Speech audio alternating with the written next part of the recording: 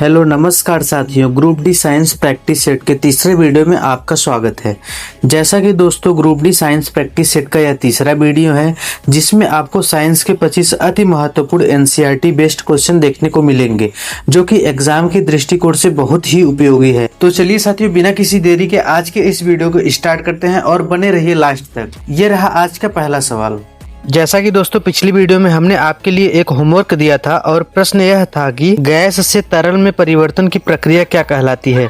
आपका ऑप्शन है ऑप्शन ए वाष्पीकरण, ऑप्शन बी संघनन, ऑप्शन सी ऊर्ध्वपातन, ऑप्शन डी जमाव। तो साथियों इस प्रश्न का जो सही जवाब हो जाएगा वो हो जाएगा ऑप्शन नंबर बी संघनन। यानी कि दोस्तों गैस से तरल में परिवर्तन की प्रक्रिया जो है संघनन कहलाती है। बढ़ते हैं आज के पहले प्रश्न की तरफ। आपका पहला प्रश्न है पौधों के भोजन बनाने की प्रक्रिया को क्या कहा जाता है। आपका ऑप्शन है ऑप्शन ए श्वसन, ऑप्शन बी प्रकाश संश्लेषण, ऑप्शन सी पाचन, ऑप्शन डी वाष्पोत्सर्जन। तो साथियों इस प्रश्न का सही जवाब हो जाएगा ऑप्शन नंबर बी प्रकाश संश्लेषण। बढ़ते हैं दूसरे प्रश्न की तरफ। आपका अगला प्रश्न है मनुष्य के हृदय में कितने कक्ष होते हैं। आपका ऑप्शन है option A 2, option B 3, option C 4, option D 5। तो साथियों इस प्रश्न का सही जवाब हो जाएगा ऑप्शन नंबर सी 4 कक्ष होते हैं। यानी कि दोस्तों मनुष्य के हृदय में 4 चेंबर होते हैं। हृदय में 2 अलिंद यानी कि दाहिना अलिंद और बायां अलिंद और 2 नीले दायां नीले और बायां नीले पाया जाता है। बढ़ते हैं अगले प्रश्न की तरफ। आपका अगला प्रश्न है ध्वनि किस माध्यम में सबसे तेजी से गति करती है। आपका ऑप्शन है ऑप्शन ए वायु, ऑप्शन बी निर्वात, ऑप्शन सी जल, ऑप्शन डी ठोस। तो साथियों इस प्रश्न का सही जवाब हो जाएगा ऑप्शन नंबर डी ठोस। दोस्तों ठोस की कणों में सघनता होती है जिसके कारण ध्वनि जो है ठोस में सबसे अधिक तेज से गति से चलता है। बढ़ते हैं अगले प्रश्न की तरफ। आपका अगला प्रश्न है मानव शरीर की सबसे बड़ी धमनी कौन सी है। आपका ऑप्शन है option A pulmonary vein, option B महाधमनी, option C capillary, option D jugular. तो साथियों इस प्रश्न का सही जवाब हो जाएगा ऑप्शन नंबर बी महाधमनी। दोस्तों महाधमनी जो है ये पूरे शरीर में ऑक्सीजन युक्त रक्त पहुंचाती है। बढ़ते हैं अगले प्रश्न की तरफ। आपका अगला प्रश्न है पेट्रोलियम को किस नाम से जाना जाता है। आपका ऑप्शन है option A black diamond, option B black gold, option C green gold, option D liquid gold. तो साथियों इस प्रश्न का सही जवाब हो जाएगा option number B black gold. दोस्तों पेट्रोलियम को काला सोना कहा जाता है क्योंकि यह बहुमूल्य ईंधन है। बढ़ते हैं अगले प्रश्न की तरफ। आपका अगला प्रश्न है पानी का क्वथनांक यानी कि बॉइलिंग पॉइंट कितना होता है। आपका ऑप्शन है option A 50 degree centigrade, option B 75 degree centigrade, option C 100 degree centigrade, option D 212 degree centigrade. तो साथियों इस प्रश्न का सही जवाब हो जाएगा option number C 100 degree centigrade. यानी कि दोस्तों जिस तापमान पे पानी उबलने लगता है उसे उस पानी का क्वथनांक कहते हैं यानी कि बॉइलिंग पॉइंट कहते हैं। बढ़ते हैं अगले प्रश्न की तरफ। आपका अगला प्रश्न है रक्त का कौन सा अंगाणु रोग प्रतिरोधक क्षमता देता है। आपका ऑप्शन है option A RBC, option B WBC, option C platelets, option D plasma. तो साथियों इस प्रश्न का सही जवाब हो जाएगा ऑप्शन नंबर बी डब्ल्यूबीसी। श्वेत रक्त कणिकाएं यानी कि डब्ल्यूबीसी जो है ये शरीर को संक्रमण से बचाती हैं।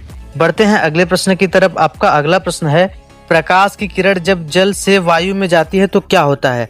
आपका ऑप्शन है ऑप्शन ए अपवर्तन, ऑप्शन बी परावर्तन, ऑप्शन सी प्रकीर्णन, ऑप्शन डी विवर्तन। तो साथियों इस प्रश्न का सही जवाब हो जाएगा ऑप्शन नंबर ए अपवर्तन। यानी कि दोस्तों जब प्रकाश एक माध्यम से दूसरे माध्यम में जाता है तो प्रकाश का अपवर्तन होता है। बढ़ते हैं अगले प्रश्न की तरफ। आपका अगला प्रश्न है मनुष्य का सामान्य शरीर तापमान कितना होता है। आपका ऑप्शन है option A 96 degree Fahrenheit, option B 98.6 degree Fahrenheit, option C 100 degree Fahrenheit, option D 110 degree Fahrenheit. तो साथियों इस प्रश्न का सही जवाब हो जाएगा option number B 98.6 degree Fahrenheit. दोस्तों सामान्य शरीर का तापमान 37 डिग्री सेंटीग्रेड यानी कि 98.6 डिग्री फ़ारेनहाइट होता है। बढ़ते हैं अगले प्रश्न की तरफ। आपका अगला प्रश्न है कोशिका की खोज किसने की थी। आपका ऑप्शन है option A Darwin, option B Robert Hooke, option C Newton, option D Mendeleev. तो साथियों इस प्रश्न का सही जवाब हो जाएगा option number B Robert Hooke ने। दोस्तों सन 1665 ईस्वी में रॉबर्ट हुक ने कार की कोशिका को काट कर देखा तो उससे एक जो है जालीनुमा संरचना दिखाई दी जिसे उसने सेल नाम दिया यानी कि कोशिका नाम दिया। पढ़ते हैं अगले प्रश्न की तरफ। आपका अगला प्रश्न है दूध में कौन सा प्रोटीन पाया जाता है। आपका ऑप्शन है option A albumin, option B casein, option C gluten, option D myosin. तो साथियों इस प्रश्न का सही जवाब हो जाएगा ऑप्शन नंबर बी केसिन। दोस्तों दूध में प्रमुख प्रोटीन जो है वो केसिन पाया जाता है। पढ़ते हैं अगले प्रश्न की तरफ। आपका अगला प्रश्न है चंद्र ग्रहण किस कारण से लगता है? आपका ऑप्शन है ऑप्शन ए पृथ्वी सूर्य और चंद्रमा के बीच में आ जाए, ऑप्शन बी चंद्रमा पृथ्वी और सूर्य के बीच में आ जाए, ऑप्शन सी सूर्य ग्रहण हो, ऑप्शन डी वायुमंडल बाधा बने।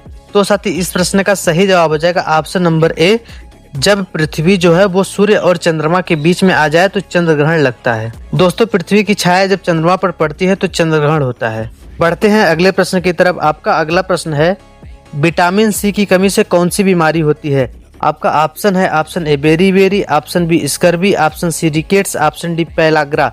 तो साथियों इस प्रश्न का सही जवाब हो जाएगा ऑप्शन नंबर बी स्कर्वी रोग। बढ़ते हैं अगले प्रश्न की तरफ। आपका अगला प्रश्न है श्वेत रक्त कणिकाओं को और क्या कहते हैं? आपका ऑप्शन है option A RBC, option B WBC, option C leucocytes, option D plasma.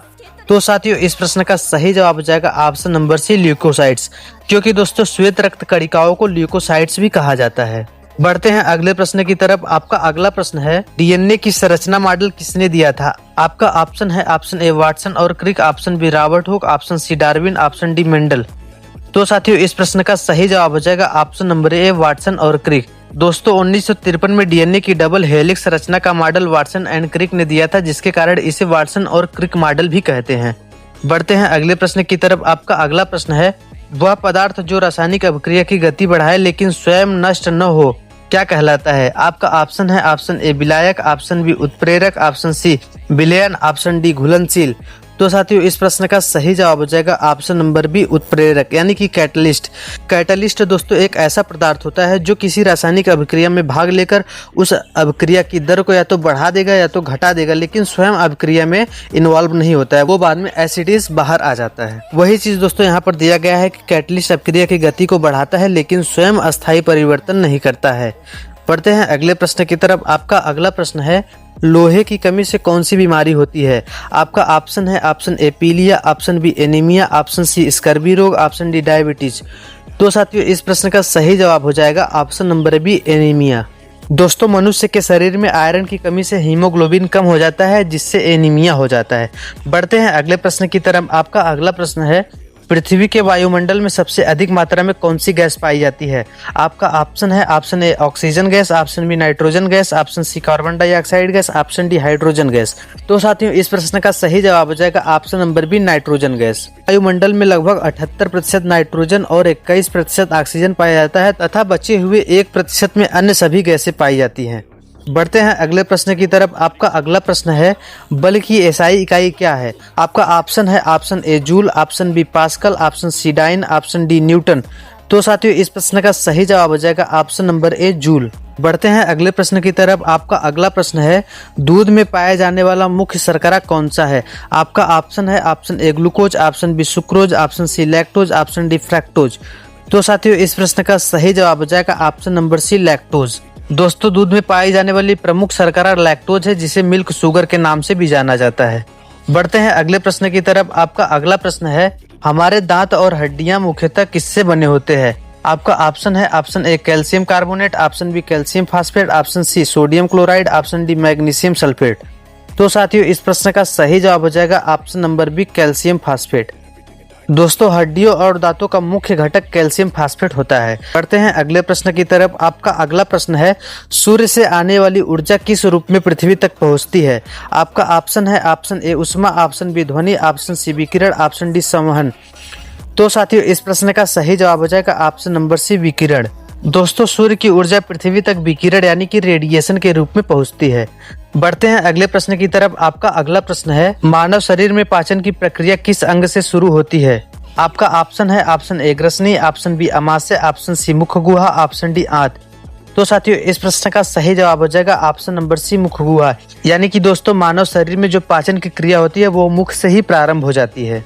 बढ़ते हैं अगले प्रश्न की तरफ। आपका अगला प्रश्न है पृथ्वी पर ऋतुओं का कारण क्या है? आपका ऑप्शन है ऑप्शन ए पृथ्वी का घूर्णन, ऑप्शन बी पृथ्वी का झुकाव और परिक्रमण, ऑप्शन सी सूर्य का घूमना, ऑप्शन डी वायुमंडलीय दाब। तो साथियों इस प्रश्न का सही जवाब हो जाएगा ऑप्शन नंबर बी पृथ्वी का झुकाव और परिक्रमण। दोस्तों पृथ्वी की धुरी 23.5 डिग्री झुकी हुई है और यह सूर्य की परिक्रमा करती है, इसी से ऋतुएं बनती है। बढ़ते हैं अगले प्रश्न की तरफ। आपका अगला प्रश्न है जो कि आपका होमवर्क है तो प्रश्न यह है कि पृथ्वी का उपग्रह कौन सा है। आपका ऑप्शन है ऑप्शन ए चंद्रमा, ऑप्शन बी मंगल, ऑप्शन सी शुक्र, ऑप्शन डी बृहस्पति। तो साथियों इस प्रश्न का जवाब हमें कमेंट बॉक्स में बताना है। और आज के इस प्रश्न के साथ यह वीडियो समाप्त होती है और मैं आशा करता हूं कि यह वीडियो आपको पसंद आई होगी और यह वीडियो आपको समझ आई होगी। तो दोस्तों यदि वीडियो पसंद आई हो तो वीडियो को लाइक करें और यदि चैनल पर नए हैं तो चैनल को सब्सक्राइब करें और बेल आइकन को भी प्रेस कर दें ताकि हमारे नए वीडियो को नोटिफिकेशन आपको मिलती रहे। और दोस्तों आप अपनी तैयारी को कंटिन्यू रखिए। मिलते हैं किसी नेक्स्ट वीडियो में, तब तक के लिए जय हिंद।